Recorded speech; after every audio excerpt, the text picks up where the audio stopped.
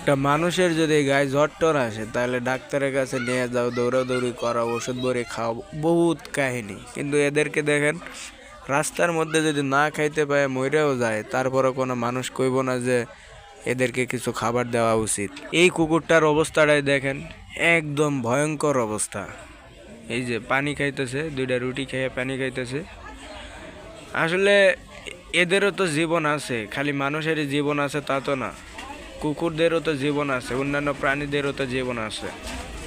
ইসরে কি অবস্থা! আপনারা যারা এই ভিডিওটা দেখতেছেন তাদের কাছে আমি অনুরোধ করতেছি যে রাস্তাঘাটে এইসব অসহায় বোবা প্রাণীদেরকে যদি চোখের সামনে দেখেন ক্ষুধার্ত অবস্থায়, তাহলে তাদেরকে অবশ্যই খাবার দিয়ে সাহায্য করুন, কারণ তারা অসহায় বোবা প্রাণী। আর একটা কথা মনে রাখবেন যে মানুষের দোয়া যত তাড়াতাড়ি কবুল না হয়, পশু পাখিদের দোয়া কিন্তু তত তাড়াতাড়ি কবুল হয়।